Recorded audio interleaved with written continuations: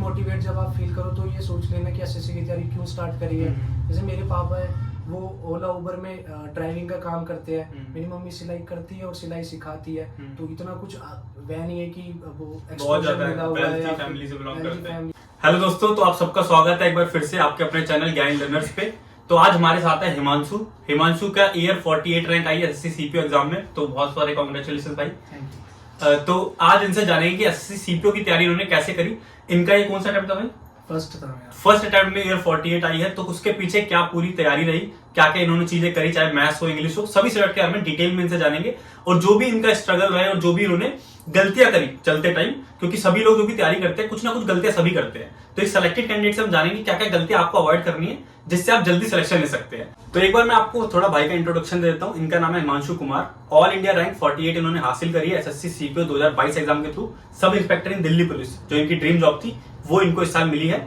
बाकी इनका YouTube channel भी है जो अभी इन्होंने बनाया है गाइडेंस देने के लिए, हसल फॉर एसएससी, जिसमें ये SSC CGL, CHSL, MTS, Delhi police का चाहे कांस्टेबल एग्जाम हो, हेड कांस्टेबल, बाकी सारे क्लियर करे इन्होंने। उसके लिए गाइडेंस भी देते हैं कैसे इन्होंने तैयारी करी और कैसे सारे एग्जाम क्लियर करे। तो इनसे एक अच्छी गाइडेंस आपको मिल सकती है। चैनल का नाम आपको दिख भी रहा होगा, आप इनके चैनल पर विजिट कर सकते हैं और देख सकते हैं किस तरह का कंटेंट इन्होंने आपको प्रोवाइड करा रखा है। तो हिमांशु, पहले अपने बारे में थोड़ा बता दीजिए इनको कि आपने क्या तैयारी करी है, कहाँ से ग्रेजुएशन करी और कब तैयारी स्टार्ट करी। मेरा नाम हिमांशु है। मैंने अपनी ग्रेजुएशन दिल्ली यूनिवर्सिटी से करी थी और 2021 में मैं पास आउट हो गया था। मैंने अपने कॉलेज के सेकंड ईयर में तैयारी स्टार्ट कर दी थी। अप्रैल में मैंने स्टार्ट करी थी 2019 में। तो मैंने एनटीपीसी की स्टार्ट करी थी। मैंने अपना बेसिक सारा एनटीपीसी प्लेलिस्ट से ही पढ़ा है, फ्री क्लासेस से। तो पहले साल मैंने एनटीपीसी की करी, लेकिन मेरी मेन तैयारी जो एसएससी की थी वो 2020 से स्टार्ट हुई थी। अच्छा। तो 2020 से 2023 में आकर मेरे को मेरे फर्स्ट अटेम्प्ट में सीपीओ मिली है। अच्छा। तो उससे पहले आपने एसएससी कौन कौन से एग्जाम दिए? इससे पहले मैंने ये जो मेरी सीपीओ की नौकरी लगी है, ये मेरी 5वीं सरकारी नौकरी है, फाइनली सिलेक्टेड हो गया। अच्छा। इससे पहले मेरी CGL, CHSL, BSF head constable, radio operator, तो वो सारी ज्वाइन नहीं करी आपने? तो मैंने ज्वाइन नहीं करी क्योंकि मेरा मेन एम सीपीओ था। अगर सीपीओ की ज्वाइनिंग टाइम पे नहीं आती तो डेफिनेटली मैं कोई ना कोई नौकरी ज्वाइन जरूर करता। इन्होंने बताया था कि इन्हें जॉब चाहिए थी सब इंस्पेक्टर की, वो भी दिल्ली पोस्टिंग। ये दिल्ली से बाहर कोई भी जॉब नहीं चाहते थे, इस चक्कर में उन्होंने सारी जॉबों को स्किप करा है। बाकी एक बार मार्क्स बता दीजिए अपने टीयर 1 में, टीयर 2 में। टीयर 1 में मेरे 157.4 थे और टीयर 2 में मेरे 186.5 थे। तो ओवरऑल कितने मार्क्स बने ये? 343.9। 343.9 टोटल स्कोर है आउट ऑफ 400। और टीयर 1 का स्कोर कितना था, कुछ आइडिया हो? 368 था उसका। अच्छा, 343 आपका था। हाँ, वो एनसीसी से 20 नंबर इनके इंक्रीज हुए। सही है। तो इतने पे ईयर 48। बाकी मैं मानता हूँ ईयर 1 के बराबर ही है। उनको क्या मिला होगा पोस्ट? एसआई दिल्ली पुलिस, वो भी दिल्ली में रहेंगे, वो भी एसआई 2 स्टार को भी मिलेंगे, तो इनको भी सेम मिला है। ठीक है, तो अभी स्टार्ट करते हैं कि भाई ने तैयारी कहाँ से करी, पूरा स्क्रैच से हम जानेंगे। तो सबसे पहले आपने 2020 से तैयारी स्टार्ट करी, तो पहले कोचिंग वगैरह ली एसएससी के लिए? 2020 से मैंने मेन एसएससी की तैयारी स्टार्ट करी थी, लेकिन जो हर रेलवे हो या एसएससी हो, सबका बेसिक सेम ही रहता है। तो मैंने एनटीपीसी की फ्री क्लासेस से यूट्यूब पे कवर करा था। अपना मैथ का बेसिक्स, प्रॉपर नोट्स वगैरह सब बनाए। तो कौन से टीचर का नाम वगैरह? जैसे साहिल सर एनटीपीसी की प्लेलिस्ट वाईफाई स्टडी पे पहले पढ़ाते थे, अब अलग पढ़ाते हैं। दीपक सर थे, वो भी वाईफाई स्टडी पे पढ़ाते थे। इंग्लिश में मैंने केडी कैंपस ज्वाइन करा था, मैंने नवंबर में करा था, लेकिन मैंने खाली इंग्लिश के लिए केडी कैंपस ज्वाइन करा फिर ऑल सब्जेक्ट्स के लिए मैंने सारा वो करा था। इंग्लिश मैंने खुद पढ़ी थी, सिर्फ वॉल्यूम 1 से, कोई सी मैं टीचर से नहीं पढ़ा। वॉल्यूम 1 मैंने बार बार पढ़ी, तब जाके थोड़ी वॉल्यूम 1 प्लेन टू पैरामाउंट और वॉल्यूम 1 केडी कैंपस दोनों सेम बुक है, कोई सी बुक आप उससे सोर्स से कंप्लीट कर सकते हैं पूरी इंग्लिश। जीके का बेसिक मैंने भुवनेश्वर से करा था। वो वाईफाई स्टडी पे पढ़ाते थे। फिर उसके बाद मैंने लूसेंट पकड़ ली थी, मैं लूसेंट ही करता था। तो मैंने अपना एनटीपीसी प्लेलिस्ट से अपना बेसिक कवर करा। फिर मैं सोचा एनटीपीसी का खत्म हो गया तो थोड़ा एसएससी पे जाते, क्योंकि एनटीपीसी का पेपर हो नहीं रहा था। मैंने केडी कैंपस ज्वाइन कर लिया। नवंबर में मैंने केडी कैंपस ज्वाइन करा और फिर मैं 1 महीना गया वहाँ पे।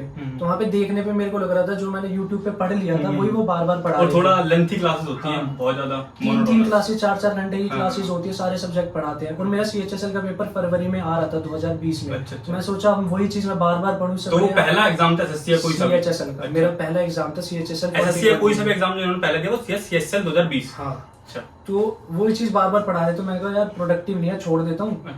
अपना पेपर पे फोकस करता हूँ, उसके बाद ज्वाइन कर लूंगा केडी कैंपस। तो जब वो पेपर हुआ उसके बाद लॉकडाउन लग गया।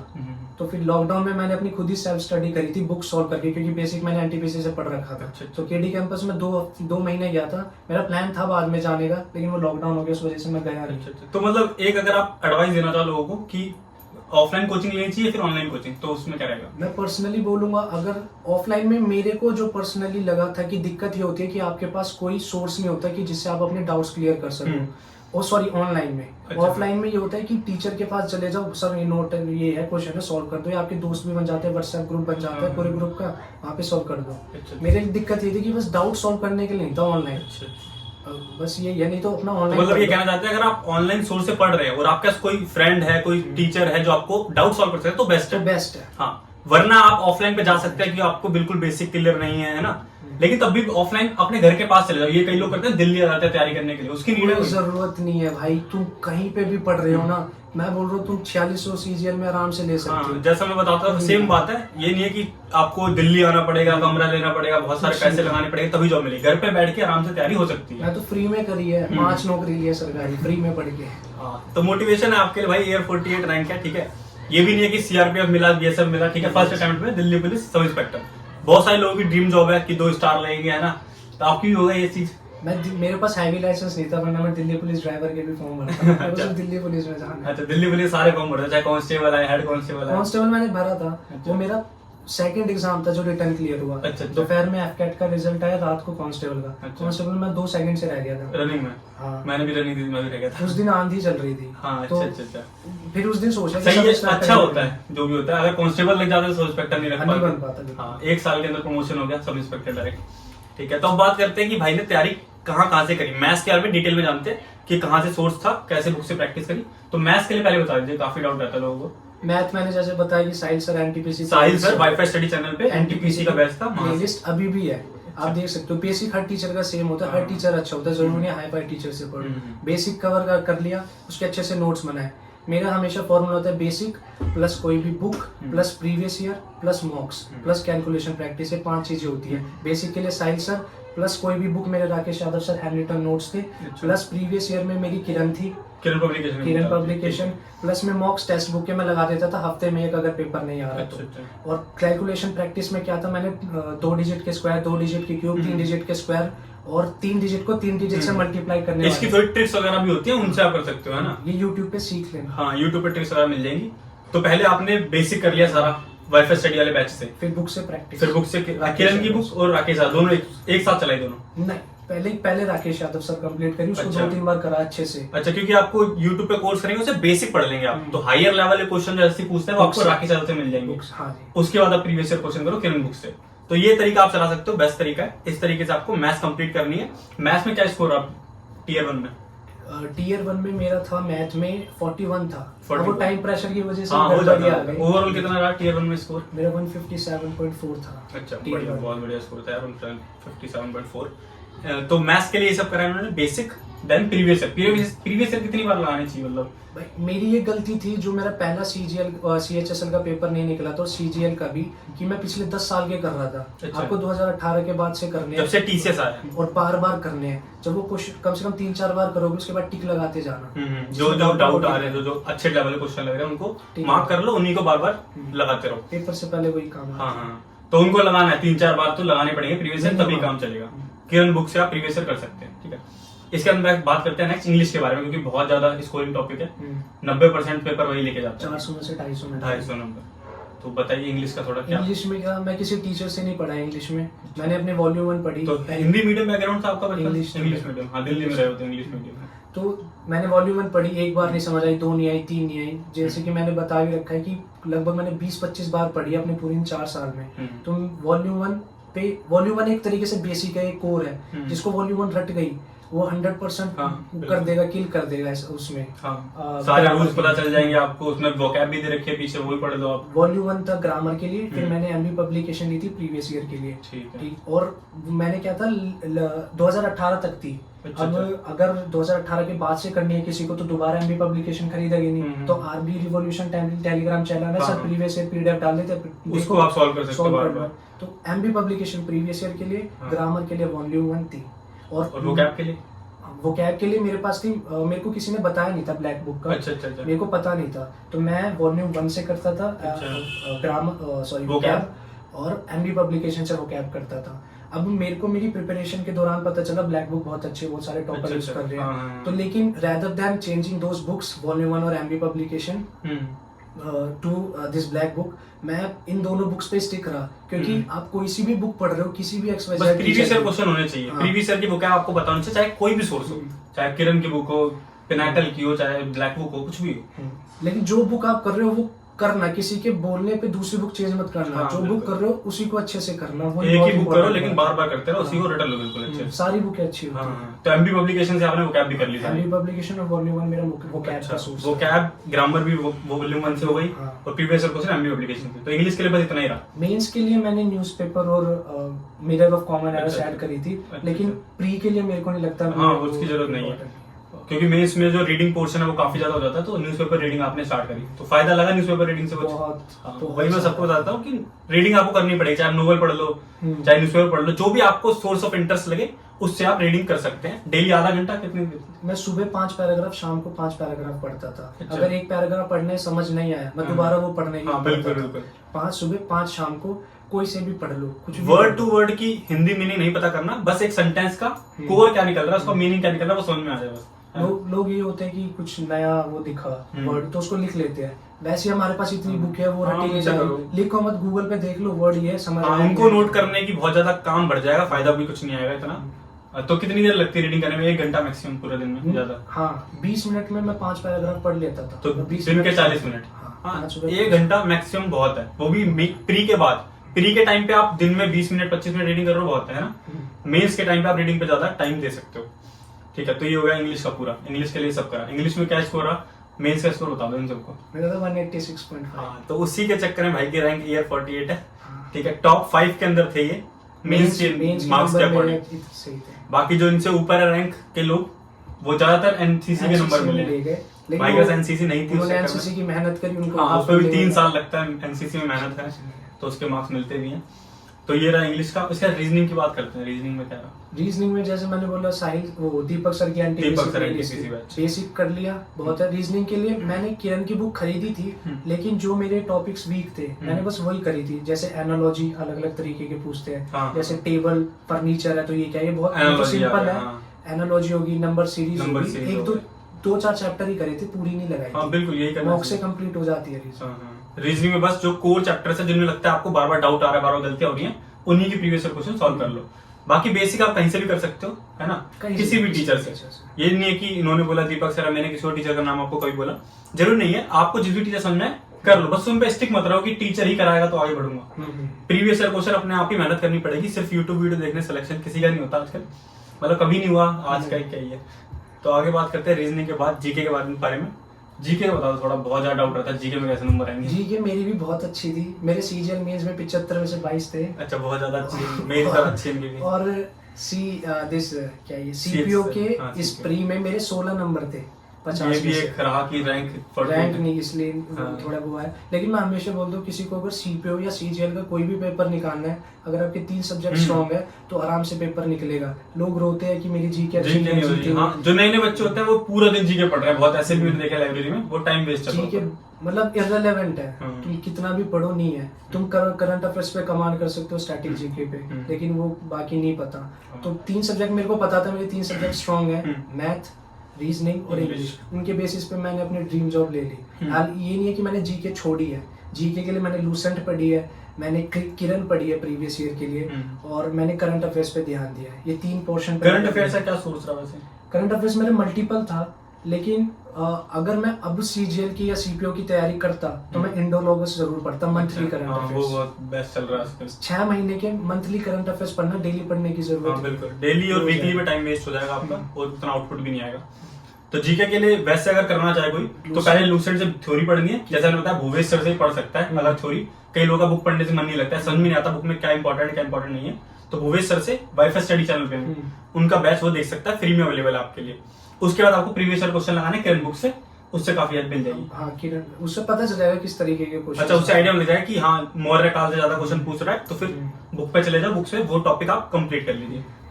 तो ये आप जीके के लिए कर सकते हो। बाकी जीके पे कभी मत सोचो जीके मेरा सेक्शन कराएगी या जीके रैंक दिलाएगा मुझे। 50 में 16 नंबर आए भाई के, तब भी रैंक मिली है।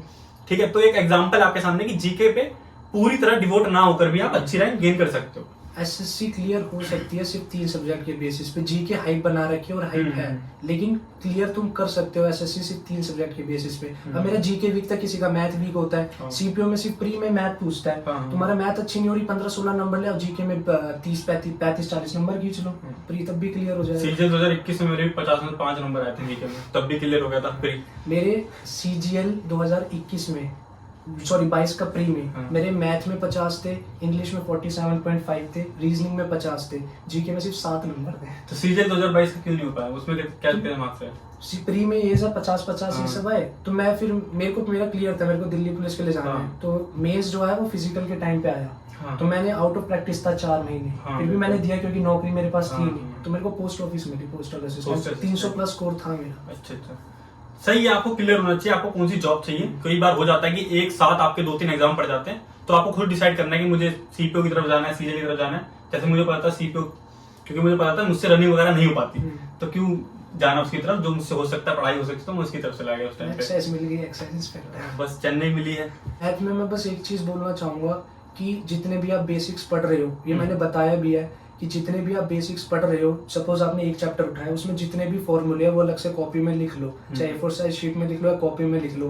मेरे पास 60 पेज का था A4 साइज शीट, उसमें मैंने पूरे फॉर्मूले लिख रखे थे। आप जितने भी आपको फॉर्मूले दिखे, चाहे मॉक में दिखे, चाहे रिवीजन में दिखे, वो सारे लिख लेना, क्योंकि पेपर से पहले 1 दिन पहले वो फॉर्मूले काम आते हैं। जैसे शॉर्ट नोट्स टाइप बना लिया आपने, ताकि आप एग्जाम से पहले तुरंत रिवाइज कर सकें, है ना? वो बहुत इंपॉर्टेंट है। तो ये रहेगा मैथ्स के लिए एडिशनल आपके लिए तो थोड़ी इन्फॉर्मेशन। बाकी कैलकुलेशन के लिए बताया, कैलकुलेशन के लिए आपको स्क्वायर और 5 क्वेश्चन देने अपने आप को, 3 डिजिट को 3 डिजिट से मल्टीप्लाई करने वाले 5 क्वेश्चन, 2 डिजिट के स्क्वायर के 5 क्वेश्चन, 2 डिजिट के क्यूब के 5 क्वेश्चन और 3 डिजिट के स्क्वायर के 5 क्वेश्चन। ये रोज सॉल्व करोगे, जो बोलते हैं ना जिनको कैलकुलेशन प्रैक्टिस नहीं होती, 100% इंप्रूवमेंट मिलेगी। जो पॉइंट के बाद 5 डिजिट भी हमें निकालने को आती है ना पेपर में, इस कैलकुलेशन प्रैक्टिस से 100% हो जाएगी। तो कैलकुलेशन में थोड़ा टाइम देना पड़ेगा। अगर मैथ्स में आपको टाइम टेकिंग लगता है, आपको 25 क्वेश्चन में 25 मिनट से ज्यादा लग जाते हैं, तो आपको कैलकुलेशन प्रैक्टिस करनी पड़ेगी। तो ये था। बाकी एक बार टाइम टेबल बता दो कितने घंटे कौन सब्जेक्ट पढ़ना है। जैसे इंग्लिश के लिए कितने घंटे देने हैं पूरे दिन में?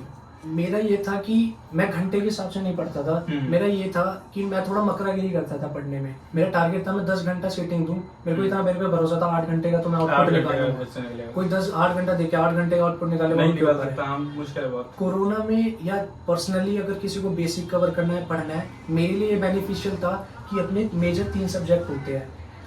जीके भी अपने को पढ़नी तो पड़ेगी, रीजनिंग इतना नहीं पढ़ते हम, लेकिन जीके, मैथ और इंग्लिश इनको टाइम देना पड़ेगा। तो अब अगर आपको लगे कि यार एक साथ आपके 3 सब्जेक्ट सामने हैं, तो थोड़ा भड़क लगती है सर में। तो मैं क्या करता था, सुबह उठ के मैथ कंप्लीट कर देता था पूरी। सुबह मैं उठा 5 बजे, नहाने धोने से पहले मैं एक सेशन अपना मैथ का रख देता था कि मेरे को मैथ कंप्लीट करनी है, चाहे प्रीवियस ईयर पढ़ने, चाहे फॉर्मूला रिवाइज, चाहे कैलकुलेशन प्रैक्टिस, एक सेशन कंप्लीट। तो अप्रॉक्स कितने घंटे मैथ्स में लग जाते थे? 2 से 3 भी लगते थे, 4 भी लगते थे, 1-2 घंटा भी लगता था। मैं टारगेट सेट करता था, टारगेट 50 क्वेश्चन करने हैं तो करने हैं। अच्छा, 50 करने हैं तो करने हैं। राकेश यादव सर के मैथ के आधे चैप्टर कंप्लीट करना है तो करना है, टारगेट करना है। एस्टिमेट आप लास्ट 2.5 घंटे 3 घंटे तक का आपको टाइम लग जाएगा, क्योंकि एक एफिशिएंसी बना के चलनी है आपको कि 50 क्वेश्चन करने हैं तो करने हैं, लगातार करो। ठीक है, स्पीड बनाए। कई लोग करते हैं एक क्वेश्चन करा घूम के आ गए, फिर दूसरा क्वेश्चन, फिर तो आपको पूरा दिन भी लग जाएगा उसी काम में। ठीक है, तो एक 2.5 से 3 घंटे 50 क्वेश्चन 70 क्वेश्चन अपनी एफिशिएंसी के हिसाब से, मुझे कितनी क्षमता है मेरे हिसाब से आपको देखना है। उसके बाद नेक्स्ट है रीजनिंग। रीजनिंग में डेली आधा घंटा रीजनिंग, हाँ आपको देनी है तो आप आधा घंटा, वैसे किरण की जो बुक है उसके analogy type and number series वैसे देख सकते हो, क्वेश्चन कर सकते हो। वो भी पेपर से पहले, जरूरी नहीं है दो, क्योंकि नॉर्मली मॉक में वो कंप्लीट हो जाती है। हाँ, बस उसको आपको देखने पैटर्न समझने के लिए, किस टाइप के ऑड वन आउट आते हैं, किस टाइप का सिलोजिज्म आता है, वो सब देखने के लिए आप कर सकते हो। नेक्स्ट है जीके। जीके के डेली 2 घंटे कम से कम, मैक्सिमम 2 घंटे, इंक्लूडिंग करंट अफेयर्स भी उन्हीं घंटे में, 2 घंटे से ज्यादा देने की। उसी में 3 पार्ट डिवाइड कर दो, एक पार्ट में करंट अफेयर कर लिया, एक पार्ट में थ्योरी पढ़ ली, एक पार्ट में प्रीवियस ईयर क्वेश्चन कर लिया, स्ट्रैटेजी के पढ़ लिया कुछ। 2 घंटे मैक्सिमम है ये। उसके बाद इंग्लिश को बाकी टाइम सारा। इंग्लिश मेरा मेजर पोर्शन खाती थी, क्योंकि इंग्लिश में अपने 2 पार्ट होते हैं, ग्रामर अलग पढ़नी है, वोकैब अलग पढ़नी है। तो ग्रामर में पढ़ लेता था 2 घंटे, नहीं तो वोकैब का मैं ये करता था कि पढ़ लेता था। जो ब्रेक भी हुआ ना बीच में, मैं ऐसा नहीं हूँ कि खाना खाते हुए भी वो कैब पढ़ रहा हूँ, ऐसा नहीं, लेकिन मैं टारगेट सेट कर देता था कि अगर मेरे को आधा पेज उसका पढ़ना है सिनोनियम का, आधा उसका पढ़ना है। एंटोनिम्स को भी सिनोनियम की तरह पढ़ता था। एंटोनिम्स मैंने कभी रटे ही नहीं है। सही है। तो सिनोनियम का आधा पेज, फेशियल वर्ब्स भी मैंने पढ़े हैं, जिससे बोलने में बन के आधा पेज, ईडियम्स का आधा पेज, वन वर्ड सब्स्टिट्यूशन आधा पेज। तो इंग्लिश मेरे अप्रोक्सीमेटली 4 घंटे चले जाते थे। हाँ, क्योंकि आपको उसमें वोकैब भी करनी है, थोड़ी रीडिंग भी करनी है, फिर ग्रामर पार्ट भी करना है, और प्रीवियस क्वेश्चन भी कभी-कभी देखने पड़ जाते हैं, है ना। तो वो चीज आप कर सकते हो, स्वाइप कर सकते हो कि आज मैंने वोकैब कर ली तो कल मैं प्रीवियस क्वेश्चन कर लूंगा, ऐसे स्वाइप करके कर सकते हो वो चीजें। तो ये पूरा शेड्यूल है, आपको अपने आप को मैनेज करना पड़ेगा कितने कितने घंटे आपको किस सब्जेक्ट को देने हैं। ये नहीं है कि हम 2 घंटे मैथ्स पढ़े तो आपको 2 घंटे पढ़ने का। योगा स्ट्रॉन्ग सब्जेक्ट हो सकता है मैथ, तो आपको उसमें टाइम कट करके दूसरे सब्जेक्ट में जो आपका वीक है उसमें अपना टाइम लगाना पड़ेगा, ठीक है। उसके बाद मॉक टेस्ट देते हो आप, कितने मॉक टेस्ट दिए प्री से पहले? लगभग मेरे को इतना वैसे याद नहीं, रफ एस्टिमेट हो गए 25, 30 या 40 के आसपास हो गए। अच्छा। क्योंकि मेरा ये था कि मैं पेपर से 1 महीना पहले ही मॉक टेस्ट पे ज्यादा फोकस करता था। अपन क्या है, अपन सीजीएल की तैयारी कर रहे हैं, मैं ऑब्वियसली सीपीओ की कर रहा था, लेकिन मैं मॉक सीजीएल के देता था, क्योंकि मॉक में अपने को 60 मिनट में ना 100 क्वेश्चन करने हैं, तो प्रैक्टिस बहुत होती है, उससे बहुत इंप्रूव होती है। तो मेरी प्रैक्टिस ठीक थी। मैं पेपर से 1 महीने, सपोज अगर 1 महीने का गैप है तो उससे पहले मैं हफ्ते में 1 मॉक लगाता था, 1 या 2। लेकिन पेपर से 1 महीने पहले से स्टार्टिंग के 3 हफ्ते में मैं हफ्ते में 3 मॉक, और लास्ट के हफ्ते में मैं रोज मॉक लगाता था। मेरी प्रैक्टिस ठीक थी, तो मैं मेरे लिए ये सूटेबल था। वो आपको देखना, आपकी प्रैक्टिस, आपको अपना पैटर्न बनाना है। कोई टॉपर के बोलता है इतने मॉक लगाओ, तो वो आपको देखना पड़ेगा। अगर आपकी प्रैक्टिस हो रखी है, सिलेबस कंप्लीट है, और डेली 1 मॉक लगा सकते हो। अगर आपका सिलेबस कंप्लीट है तो आप हफ्ते में 2 लगा लो, हफ्ते में 3 लगा लो, ऐसा कर लो, ठीक है। अल्टरनेटिव पे मॉक दे सकते हैं। तो मॉक प्रीवियस ईयर क्वेश्चन वाले पहले देने हैं। नहीं, मैं ये सजेस्ट करूंगा कि जो प्रीवियस ईयर वाले हैं वो आप पेपर से लास्ट हफ्ते में देना, क्योंकि जो आप वो सॉल्व करोगे वो आपके विजुअल्स पेपर में आएंगे। पेपर के स्टार्टिंग में फुल लेंथ मॉक देना, बीच बीच में प्रीवियस ईयर दे देना, लेकिन मेनली प्रीवियस ईयर लास्ट हफ्ते में फोकस करना, क्योंकि वो इम्पोर्टेंट भी होते हैं और वो याद भी रहते हैं। सीपीओ के प्रीवियस ईयर पेपर काफी कम भी हैं, तो आप लास्ट हफ्ते में देंगे तो आपका थोड़ा कॉन्फिडेंस बूस्ट होगा, क्योंकि प्रीवियस ईयर थोड़ा आसान होता है। एक्चुअल एग्जाम आपको इजी मिलेगा, और फुल टेस्ट मॉक थोड़े डिफिकल्ट रहते हैं, और थोड़े अजीब क्वेश्चन भी आपको उसमें देखने को मिल जाएंगे। उसके मेंस के मॉक वगैरह के लिए क्या था? मेंस के लिए मैंने ऑलिव बोर्ड के भी खरीदे थे, और मेरा मेंस फुल मेरा टारगेट था मेंस का। ऑलिव बोर्ड में मेरे को 500 रुपए के 5 मॉक पड़े थे, मैंने लिए थे वो। और यूजफुल ये था कि भाई वो अपने ऊपर है। ऑलिव बोर्ड के मैं बोलूंगा अगर तुम्हें सहन शक्ति है ना नंबर कम देखने की तो ही करना, क्योंकि मैंने लैपटॉप नया खरीदा था, मेरे को अपनी आंखें सेव करनी थी, 2 घंटे का मॉक लगाना था। मेरे 160 नंबर भी आया प्री में, मन करता था लैपटॉप तोड़ दूं। नया खरीदा था इसलिए नहीं तोड़ा था।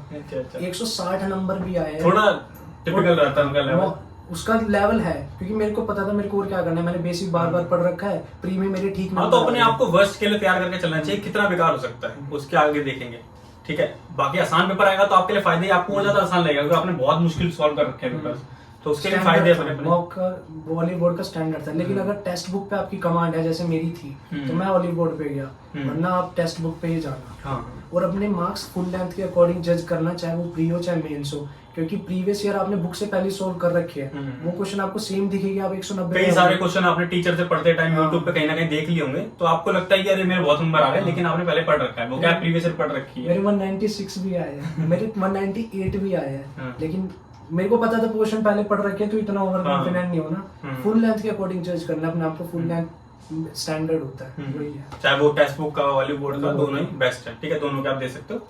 जैसा बताया कि टेक्स्ट बुक के बाद ऑलिव पे आना है, ऑलिव पहले नहीं लेना है, क्योंकि ऑलिव पे थोड़ा कॉस्टली पड़ेगा और लेवल भी है, डिमोटिवेट हो जाओगे। वही बात है। तो ये था मॉक टेस्ट वगैरह के लिए टाइम टेबल बता दिया भाई ने। बाकी एक बार आप थोड़ा मोटिवेशन वगैरह दे दिए इनको, क्योंकि लोगों को रहता है ना कि मैं मोटिवेशन नहीं आ तैयारी करने के लिए, मन नहीं करता कभी कभी, तो उसके लिए कुछ बताओ कि कैसे आपने तैयारी करी, ठीक है। क्या क्या कंडीशन सबके साथ रहते हैं, कई बोलते हैं भाई हम गाँव से हैं, हम पढ़ नहीं पाते, हम पे पैसे नहीं है, ये वो। तो वो बताओ भाई, फ्री में जैसे आपने तैयारी करी, ठीक है, ज्यादा पैसे नहीं लगा, थोड़ा उनको उसके लिए गाइड कर दो। भाई इस चीज से डीमोटिवेट नहीं हो रहा कि घर की फाइनेंशियल कंडीशन अच्छी नहीं है या फिर पैसे नहीं है। तो घर की फाइनेंशियल कंडीशन मेरी भी अच्छी नहीं थी, अभी भी नहीं है, वो तो अभी लगी ऊपर वाले की दया से, तो ठीक हो जाएगी। और ऊपर से मैंने पैसे नहीं दिए कोचिंग में, एडी कैंपस गया था मैं, लेकिन वो छोड़ दी थी मैंने। मेनली यूट्यूब फ्री क्लासेस से ही पढ़ा है। यूट्यूब पे बहुत सारे टीचर है जो फ्री में पढ़ रहे हैं, पढ़ा रहे हैं, आप कहीं भी बैठ के उनकी वीडियोस देख सकते हो। और बाकी भाई का भी चैनल है, हमारा भी चैनल है, आपको गाइडेंस भी मिल जाएगी कहाँ से फ्री में आप पढ़ सकते हो, ठीक है। वो भी यही बता रहे हैं अपने चैनल पे कहाँ से इन्होंने फ्री में पढ़ा। तो ये नहीं है कि हम जो बता रहे हैं आपको गलत हो जाएगी, सामने आपका एग्जाम्पल है कि भाई ने फ्री में पढ़ के सिलेक्शन लिया, तो आप चैनल फॉलो करके उन चीजों को फॉलो कर सकते हैं, आपको भी हेल्प मिलेगी उन चीजों से। बाकी एक बार इनको बता दो अंकल पहले क्या जॉब करते थे, आपने किस फाइनेंशियल कंडीशन से गुजरे, उसके बाद फाइनेंशियल कंडीशन सब किसी की भी ठीक नहीं होती, जिसकी ठीक होगी वो सरकारी नौकरी की तैयारी नहीं करेगा।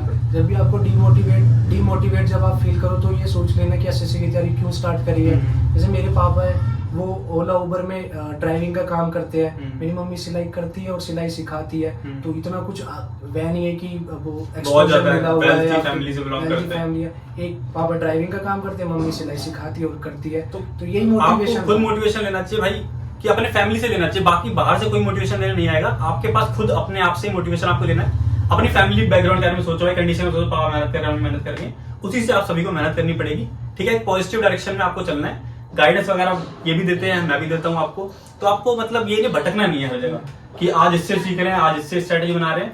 हर जगह स्ट्रेटेजी बनाने वाला बस स्ट्रेटेजी बनाते रहता है। तैयारी में करना पड़ेगा, ठीक है, अपने आप को लगाना पड़ेगा, तभी चीजें हो पाएंगी। तो ये था आज की इस पूरी वीडियो में। आई होप आपके सभी डाउट्स क्लियर हुए होंगे। अगर आप सीपीओ 2023 की तैयारी कर रहे हैं तो आपके लिए बहुत यूजफुल वीडियो रहने वाली है। बाकी देखिए इनका चैनल और इंस्टाग्राम लिंक मैंने आपको प्रोवाइड करा दिया है। अगर अभी भी कोई डाउट रह गया, अभी भी कुछ क्वेरी है आपके मन में, तो आप इनसे डायरेक्टली पूछ सकते हैं, इनके चैनल पे भी और इनके इंस्टाग्राम हैंडल पे भी। तो आज की वीडियो इतना ही, मिलके बहुत अच्छा लगा भाई हिमांशु भाई। तो बस आज के लिए इतना ही, थैंक यू, मिलते हैं नेक्स्ट वीडियो में।